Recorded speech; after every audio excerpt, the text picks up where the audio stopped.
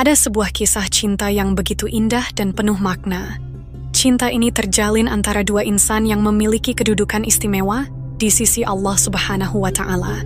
Yang membuatnya berbeda adalah cinta mereka tumbuh dalam keheningan, tanpa pernah terungkap lewat kata-kata, sikap, ataupun ekspresi.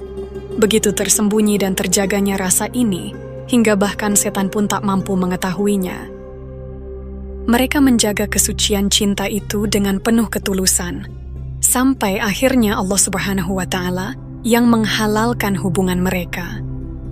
Dan lebih istimewanya lagi, sebelum mereka bersatu sebagai suami istri di dunia, Allah Subhanahu wa Ta'ala telah menikahkan mereka di langit. Siapakah mereka? Inilah kisah cinta dalam diam antara Ali bin Abi Thalib dan Fatimah Az-Zahra. Pada video sebelumnya, kita sudah membahas kisah cinta antara putri Rasulullah Zainab dengan suaminya, Abu al-Ash ibn Rabbi. Kisah cinta mereka begitu menarik karena adanya perbedaan agama di antara keduanya. Kali ini, kisah yang akan kita bahas juga tidak kalah menarik karena kisah cinta antara dua insan ini begitu dramatis dan penuh dengan pelajaran hidup. Jadi begini kisahnya. Ali bin Abi Thalib, sepupu sekaligus sahabat Rasulullah Shallallahu Alaihi Wasallam, adalah sosok yang sangat istimewa di mata Nabi. Ali tumbuh besar bersama Rasulullah dan dia dikenal sebagai seorang kesatria yang sangat tangguh. Ali ikut serta dalam hampir semua pertempuran yang dihadapi umat Islam, kecuali Perang Tabuk. Sosok Ali bin Abi Thalib adalah contoh sejati dari lelaki perkasa yang penuh keberanian dan kesetiaan. Ali lahir dari ibu bernama Fatimah binti Asad, yang berasal dari keluarga terhormat. Asad sendiri adalah anak dari Hashim, yang merupakan kakek Rasulullah. Ketika Ali lahir, Rasulullah sangat bahagia karena beliau tidak memiliki anak laki-laki. Keluarga Abi Thalib kemudian memberi kesempatan kepada Nabi dan istrinya, Khadijah, untuk mengasuh Sayyidina Ali dan menjadikannya sebagai putra angkat. Rasulullah Shallallahu Alaihi Wasallam menerima Ali dengan senang hati, karena ayah Ali, Abi Thalib, telah merawat Rasulullah sejak kecil hingga dewasa. Sementara itu, Fatimah Az-Zahra, putri Rasulullah, adalah sosok yang sangat taat dan amat disayangi oleh ayahnya. Fatimah selalu berada di sisi ayahnya, Nabi Muhammad Shallallahu Alaihi Wasallam, dalam setiap perjuangan dakwah Islam melawan kaum kafir Quraisy. Ali dan Fatimah adalah dua orang yang sangat disayangi oleh Nabi. Mereka sudah saling mengenal sejak kecil. Ketika Fatimah masih anak-anak, Sayyidina Ali sudah memperhatikan kebaikan dan sikapnya yang penuh kesolehan. Suatu hari, Rasulullah pulang ke rumah dengan tubuh terluka, darah mengalir, dan kepalanya berlumuran isi perut unta. Dengan penuh kesedihan, Fatimah membersihkan luka ayahnya dengan perlahan. Melihat kondisi ayahnya, Fatimah merasa sangat terluka dan sakit hati. Baginya ayahnya tidak pantas diperlakukan seperti itu oleh kaumnya. Saat itu, meskipun masih kecil, Fatimah bangkit dan berjalan menuju Ka'bah, tempat berkumpulnya para pemuka Quraisy. Mereka tertawa dan seolah bangga atas perlakuan buruk mereka terhadap Nabi Muhammad Shallallahu Alaihi Wasallam. Tiba-tiba, para pemuka Quraisy terdiam dan tidak bisa berkata-kata. Sayyidah Fatimah menghardik mereka dengan penuh keberanian, dan seakan-akan waktu berhenti sejenak. Tidak ada satu pun dari mereka yang bisa melontarkan kata-kata lagi. Sayyidina Ali yang melihat kejadian itu pun merasa bingung. Apakah yang dirasakannya saat itu? Ketika melihat Sayyidah Fatimah dengan berani membela ayahnya, Nabi Muhammad Shallallahu Alaihi Wasallam bisa disebut sebagai cinta.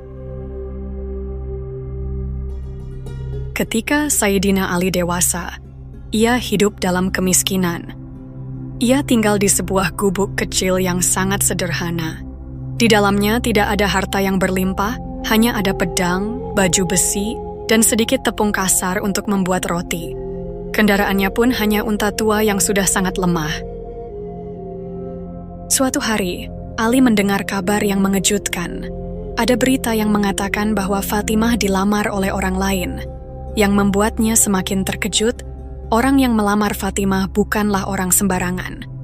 Dia adalah seseorang yang sangat dekat dengan Rasulullah. Pria itu dikenal memiliki iman dan akhlak yang sangat mulia. Bahkan, dia adalah orang yang sejak awal mendukung dan membela Islam dengan penuh keberanian. Maka tak heran jika pria ini memiliki kedudukan yang sangat tinggi di mata Rasulullah. Dia adalah Abu Bakar As-Siddiq radhiyallahu anhu. Sayyidina Ali pun berpikir, siapakah aku dibandingkan dengan Abu Bakar As-Siddiq? Lihatlah betapa hebatnya Abu Bakar dalam menyebarkan dakwah Islam. Betapa banyak tokoh penting dan saudagar Mekah yang masuk Islam berkat usaha Abu Bakar, seperti Abdurrahman bin Auf, Utsman bin Affan, Talhah bin Ubaidillah, Zubair bin Awam, dan Sa'ad bin Abi Waqqash. Semuanya masuk Islam karena perjuangannya. Sedangkan aku, Ali bin Abi Thalib, waktu kecil pun kurang bersosialisasi.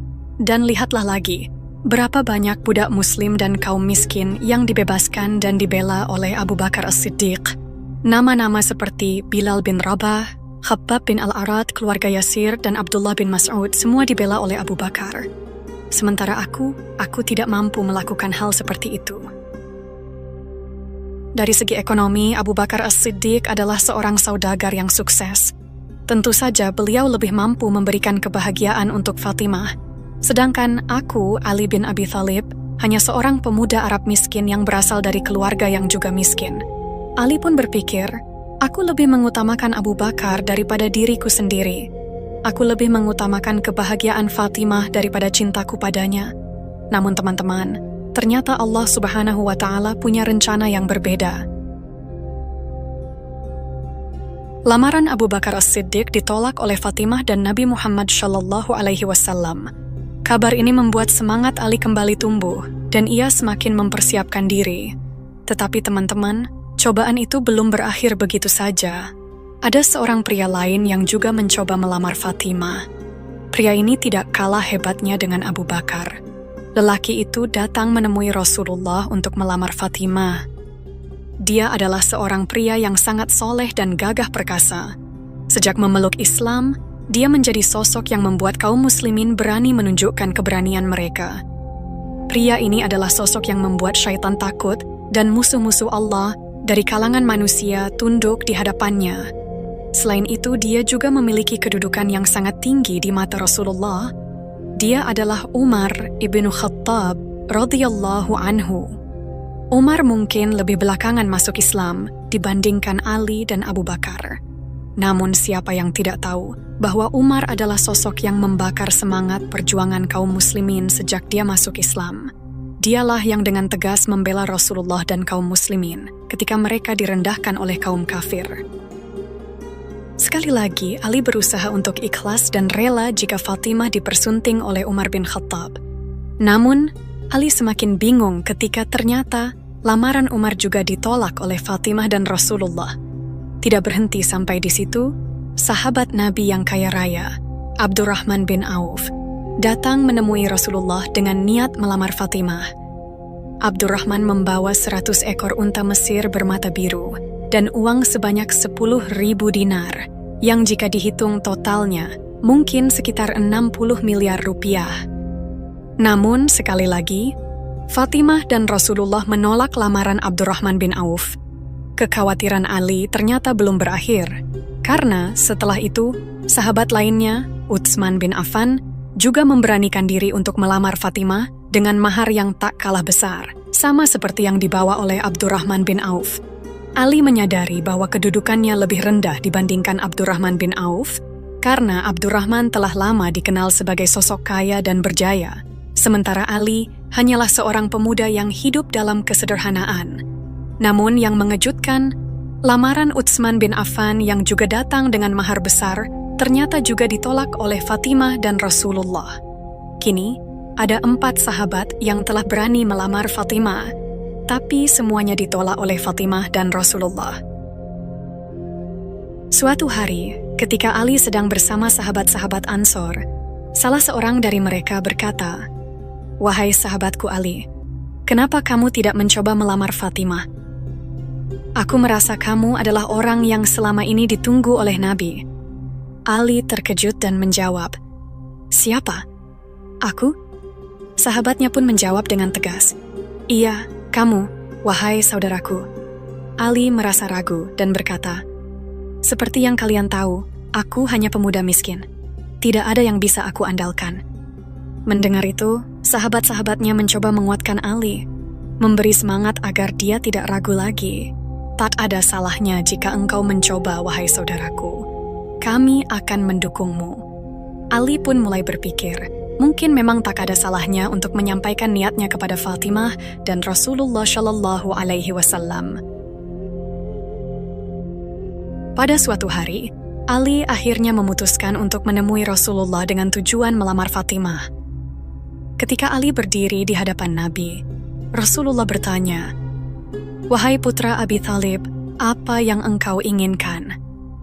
Namun, saat itu Ali justru terdiam. Ia sangat gugup dan tak mampu mengeluarkan sepatah kata pun. Kemudian Rasulullah mengulangi pertanyaannya, "Wahai Ali, ada apa yang membuatmu datang ke sini?" Ali tetap terdiam, merasa lidahnya seakan beku dan mulutnya kaku.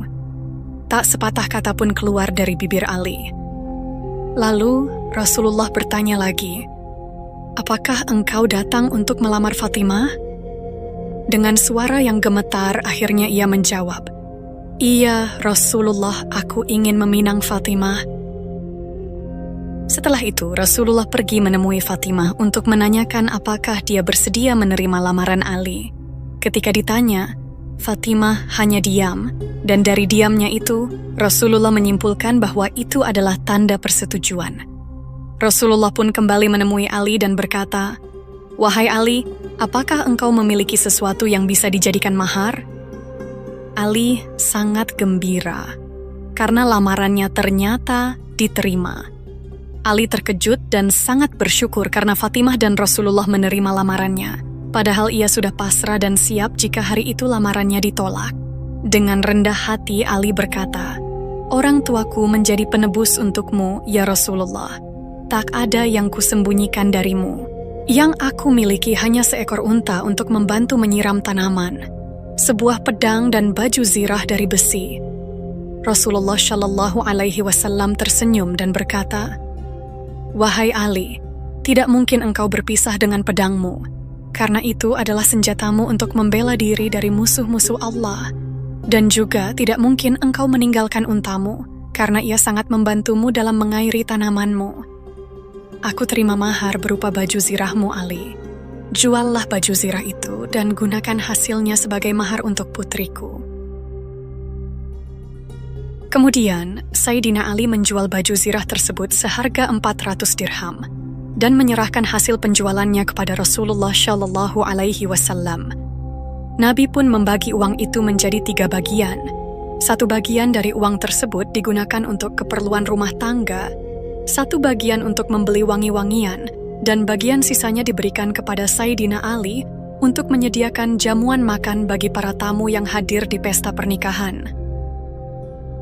Setelah semua persiapan selesai, dengan hati yang penuh kebahagiaan dan disaksikan oleh para sahabat Rasulullah Shallallahu Alaihi Wasallam, Sayyidina Ali pun mengucapkan ijab kabul, yang menandakan bahwa pernikahan mereka sah. Rasulullah kemudian bersabda, "Sesungguhnya Allah Subhanahu wa Ta'ala memerintahkan aku untuk menikahkan Fatimah, putri Khadijah, dengan Ali bin Abi Thalib. Maka saksikanlah, aku telah menikahkan mereka dengan mahar 400 dirham, dan Ali ridha menerima mahar tersebut." Dengan demikian, mereka resmi menjadi suami istri, meskipun dalam keseharian mereka harus menghadapi kehidupan yang sederhana dan penuh perjuangan.